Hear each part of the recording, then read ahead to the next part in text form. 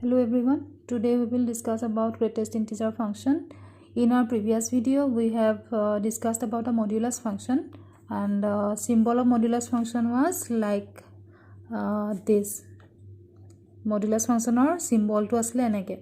Well, it a greatest integer function. It is a very important topic for you. The greatest integer function or symbol to modulus function or nisine. Kintu khali difference to got etu eneke likhe. A capital bracket to mazot x to likhi dia. So a2 hoise it is greatest integer function. This function is greatest integer function. It is modulus function. The modulus function mane ki asile je modulus buli kole tar value to hodai ami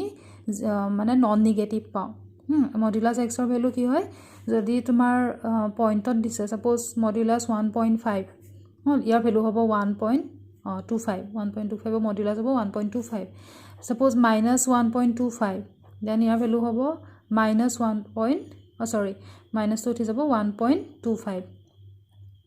1.25 enake asile hane modulus 0 hole 0 মুঠতে কি হয় এফালে এটু সাইডত আমি answer to negative না পাও 0 থাকিলে 0 পাও আর বাকি ক্ষেত্ৰত আমি পজিটিভ পাও হেতু আসলে দ্যাট ওয়াজ মডুলাস ফাংশন আৰ গ্ৰেটেস্ট ইন্টিজাৰ ফাংশন মানে কেনেকুৱা ইয়াৰ নামটোতে উলাই আছে গ্ৰেটেস্ট ইন্টিজাৰ ফাংশন ইন্টিজাৰ কাক কয়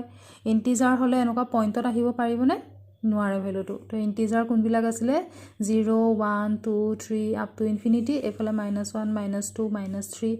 আপ টু --ইনফিনিটি এখিনি আছিল আমাৰ integers It a greatest integer function. The function fx equal to greatest integer x, and it is defined as your value to ki hobo here f is a function from set of real number to set of real number. Mane amar ki koisu je f function to domain losu set of real number aru codomain hoise set of real number. Aru x to ki hoy f of x buli kole x to ki hobo মই আগতো কৈছো যে এনেকে লিখিলে x is the element of the domain আৰু ইয়াত f of x or value আমি কি পাইছো greatest integer x that means this greatest integer will be the value of the greatest integer x will be the image of this x তাৰ মানে greatest integer or ইয়াত value to আমি যোনটো পাম হেতুৱে হ'ব এই x or image to হেতু বৰ এটা বাদ দিছো এটা greatest integer মানে কি suppose এতিয়া greatest integer 1 বুলি কলে আমি ৰিজাল্ট কিমান পাম তো আমি কম যে ইয়াৰ ৰিজাল্ট আমি 1 পাম greatest integer 1 point suppose 3 greatest integer 1.3 ইয়াৰ ৰিজাল্ট আমি কিমান পাম লে ইয়াৰ ৰিজাল্ট আমি 1 পাম হল লে greatest integer 1 point suppose 8 ইয়াৰ ৰিজাল্ট আমি কিমান পাম 1 পাম তো কেনেকে পাইছো এবিলা তো greatest integer meaning to কি যে ইয়াৰ ভ্যালু টু সদায় x or ইয়াৰ ভ্যালু টু সদায় আমি less or equal to x পাম বুজি পাইছা তাৰ মানে এটা সা x ৰ ভ্যালু ইয়াত 1 লোৱা নিচিনা হৈছে তো গ্ৰেটেস্ট ইন্টিজাৰৰ ভ্যালু আমি 1 এ পাইছো গতিকে ইয়াত কি কৈছে গ্ৰেটেস্ট ইন্টিজাৰৰ ভ্যালু টু x ৰ যেটো ভ্যালু থাকিব হেতু পাব পাৰিম ইকুৱেল সাইন আছে তো x ৰ ইয়াত যেটো ভ্যালু লম হেতু পাব পাৰিম আৰু নহলে তাতকে লেস ভ্যালু এটা হে পাম এটো ভ্যালুতকে ডাঙৰ ভ্যালু এটা পাই যাব নোৱাৰো এটা ইয়াত 1.3 ৰ মানে এটো পইণ্টত আহিলে কিন্তু ৰিজাল্টটো আমাৰ এটা ইন্টিজাৰ হ'ব লাগিব কাৰণ তাৰ নামটোৱে হৈছে গ্ৰেটেস্ট ইন্টিজাৰ ফাংশন তো ইয়াত আমাৰ আনসাৰটো এটা ইন্টিজাৰ হ'ব লাগিব তে আমি কি চাম ইয়াৰ ডেফিনেশনটো কি যে the value should be less or equal to x ইয়াত x ৰ ভ্যালু 1.3 গতিকে আমাৰ আনসাৰটো 1.3 আহিব নোৱাৰে কাৰণ 1.3 is not an integer তো কি হ'ব লাগিব 1.3 কে আমি সৰু ভ্যালু লিখিম তো 1.3 কে সৰু ইন্টিজাৰ কি আছে 1.3 কে সৰু ইন্টিজাৰস আছে এটা 1.3 কত থাকিব এটো 0 ইয়াত থাকিব 1 এটো 2 নাম্বাৰ লাইনটোত মানে 1.3 কত থাকিব 1 আৰু 2 ৰ মাজত এখিনি মানত থাকিব 1.3 so what are the integers less than 1.3 1.3 কে সৰু ইন্টিজাৰ কি আছে 1 0 -1 -2 -3 up to -infinity তো 1.3 কে সৰু ইন্টিজাৰ যিখিনি আছে তাৰ ভিতৰত গ্ৰেটেস্ট কোনটো জি পাইছা 1.3 কে লেস ইন্টিজাৰ বহুত আছে 1 0 -1 -up to -infinity যিখিনি পাইছো তাৰ ভিতৰত গ্ৰেটেস্ট ইন্টিজাৰ কোনটো this one is the greatest integer হেকানে তাৰ ভ্যালুটো হৈছে 1 similarly 1.8 কত আহিব ইমান মানত আহিব 1.8 তো 1.8 or greatest integer value to it cannot be 1.8 because 1.8 is not a not an integer. Therefore আমাৰ ইয়াৰ ৰিজাল্টটো কি আহিব পাৰিব ইয়াতকে সৰু ভ্যালু এটা সৰু ইন্টিজাৰ এটা আহিব লাগিব তো what are the integers less than 1.8 the integers less than 1.8 are again 1 0 -1 -2 up to -infinity তো 1.8 ততকে less integer যিকেটা আছে তাৰ ভিতৰত greatest value কোনটো again 1 is the greatest value among them therefore answer is 1 বুজি পালা সেই কাৰণে তাৰ নাম হৈছে গ্ৰেটেষ্ট ইন্টিজাৰ মানে যদি আমাক ইন্টিজাৰ ভ্যালুটোৰে খুধে এটা গ্ৰেটেষ্ট ইন্টিজাৰ 1 বুলি কওঁতে 1 is itself it is an integer therefore the result is 1 হল যদি আমি ইন্টিজাৰ এটা লওঁ তাৰ গ্ৰেটেষ্ট ইন্টিজাৰ ভ্যালু হি নিজে হ'ব আৰু যদি আমি পইণ্টত লওঁ তেতিয়া হলে সেই পইণ্টৰ লেফট সাইডৰ যিমান বিলাক ইন্টিজাৰ থাকিব সেই পইণ্টতকে সৰু বুলি ক'লেটো পইণ্টৰ লেফট সাইডত আহিব গতিকে পইণ্টতকে সৰু যিমান বিলাক ইন্টিজাৰ আছে তাৰ ভিতৰত যেটো গ্ৰেটেষ্ট ইন্টিজাৰ হেতুৰ ভ্যালুহে আহিব তো ইজিকে ক'বলে হলে আমি এটোৱে চাম যে if x is not an integer x ৰ ভ্যালুটো যদি ইন্টিগ্ৰেল ভ্যালু নহয় the 1.33 is not an integer তেতিয়া আমি সিম্পলি কি বুলি কম যে the result will be ৰিজাল্টটো কি হ'ব 1.3 ৰ লেফটৰ ফাৰ্স্ট ইন্টিজাৰ কোনটো হেতু চালে হল তো 1.3 লেফটৰ ফাৰ্স্ট ইন্টিজাৰ কি 1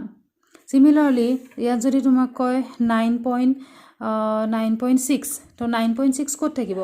9 আৰু 10 ৰ মাজত থাকিব আমাৰ 9.6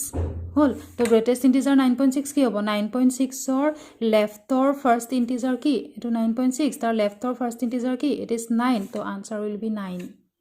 বুজি পাইছা সিমিলাৰলি আকৌ যদি আমাৰ নেগেটিভত থাকে তেতিয়া কি হ'ব -1.2 এটা -1.2 ক'ত আছে এটো -1 তো -1.2 থাকিব ইমান মানত ইট ইজ -1.2 তো here the result is not -1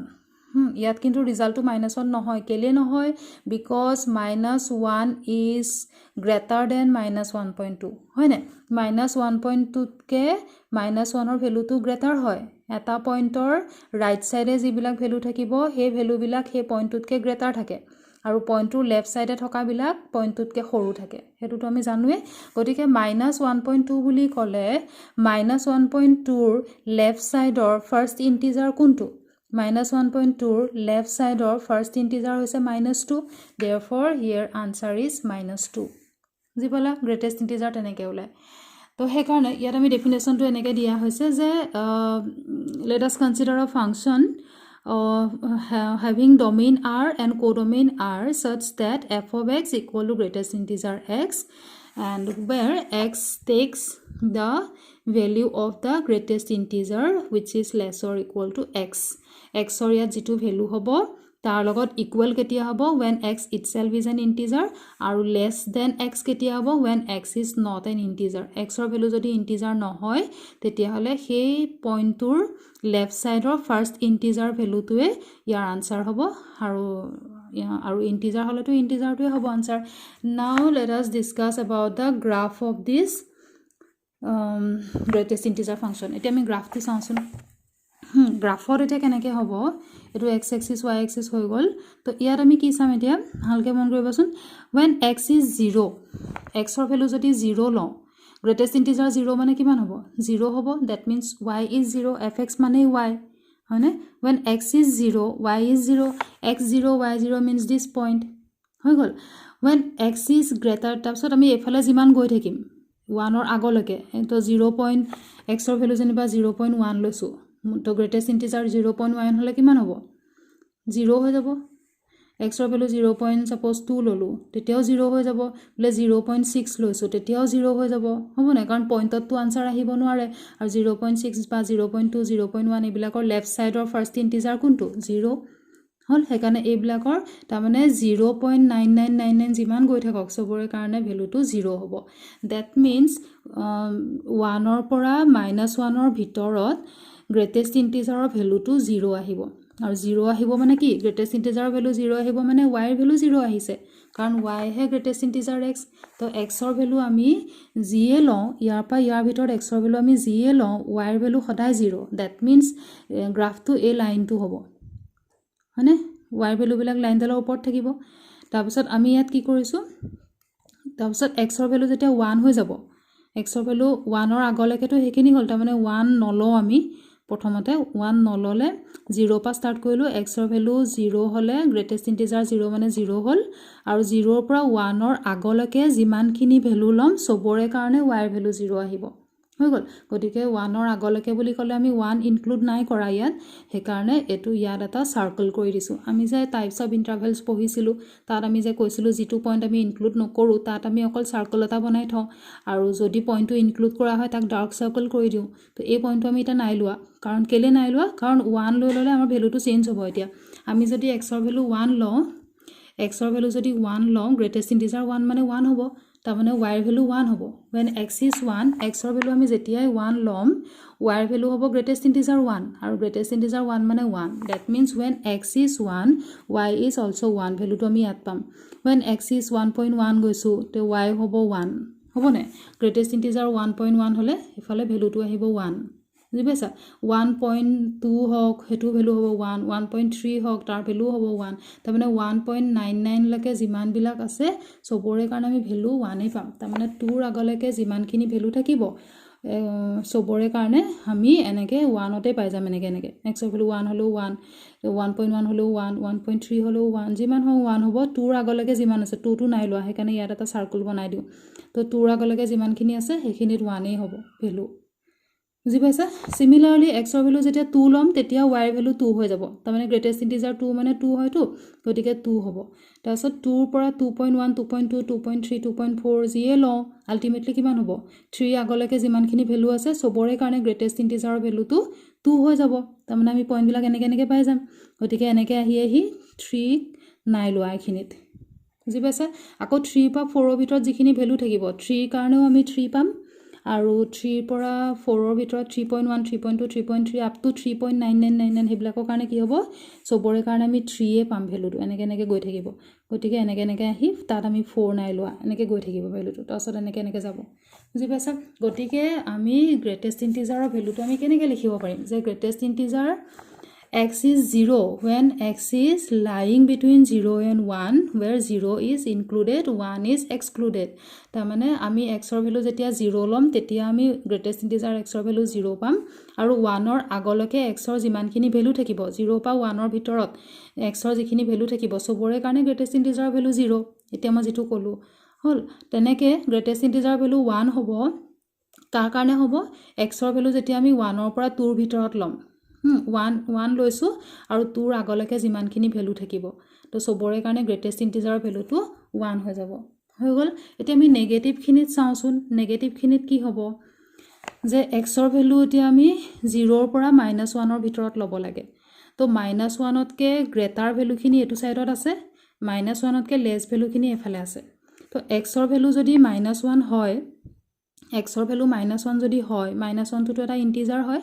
গতিকে এক্সৰ ভেলু যেতিয়া -1 হ'ব, গ্ৰেটেষ্ট ইণ্টিজাৰ -1 মানে কিমান হ'ব? -1 হৈ যাব, হয়নে? তাৰমানে when x is -1, y is also -1, and y -1 এইটো নহয় জানো? তো পইণ্টটো আমি ইয়াত পাম। তাৰপিছত when x is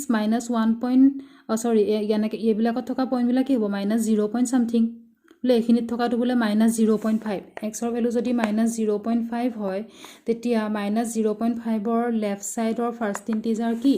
-0.5 থাকিব ইমান মানত, তাৰ লেফ্ট ছাইডৰ ফাৰ্ষ্ট ইণ্টিজাৰ কি? -1। তাৰমানে ইয়াৰ পৰা ইয়াৰ ভিতৰত যিমানখিনি ভেলু আছে চবৰে কাৰণে ৱাইৰ ভেলু আমি -1এই পাম। গতিকে ইয়াৰ কাৰণে গ্ৰাফটো এনেকৈ আহিব,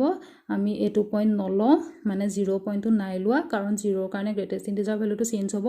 গতিকে -0 point somethingৰ পৰা ইয়ালৈকে চবৰে ভেলু -1 থাকিব, হৈ গ'ল। তেনেকৈ -1ৰ পৰা -2ৰ ভিতৰত লৈ চাবাচোন, বোলে -1.1 হ'লে কিমান হ'ব? -1.1ৰ লেফ্টৰ ফাৰ্ষ্ট ইণ্টিজাৰ কি থাকিব? ইয়াত থাকিব -1.1, তাৰ লেফ্টৰ ফাৰ্ষ্ট ইণ্টিজাৰ -2, গতিকে ইয়াত আহি যাব -2। গতিকে -1ৰ পৰা -2ৰ ভিতৰত গোটেই ভেলুখিনি -2য়ে আহিব। গতিকে ইয়াত আমি আকৌ -1 নাই লোৱা, কাৰণ -1 ল'লেতো -1 হৈ যাব, -1টো ইয়াত সোমাই আছে। -1ৰ পৰা জাষ্ট গ্ৰেটাৰৰ পৰা ষ্টাৰ্ট কৰি ইয়াত -2লৈকে আছে। তেনেকৈ আকৌ সেইখিনি ভেলু আকৌ এনেকৈ আহিব -2ৰ পৰা -3ৰ ভিতৰত, বুজি পাইছা? এই যে ৰেড যিখিনি দেখিছা, this graph is the graph of the greatest integer function. তো এই গ্ৰাফটোৱে হৈছে আমাৰ গ্ৰেটেষ্ট ইণ্টিজাৰ ফাংচনৰ গ্ৰাফটো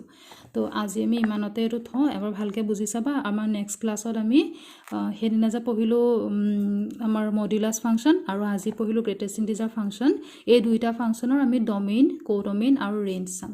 ডমেইন আৰু ৰেঞ্জ চাম মানে ঠিক আছে আৰু যদি তোমালোকে আগৰ ক্লাছটো চোৱা নাই মই ডেছক্ৰিপশ্যন বক্সত লিংকটো দি দিছোঁ এবাৰ চাই ল'বা ঠিক আছে থেংক ইউ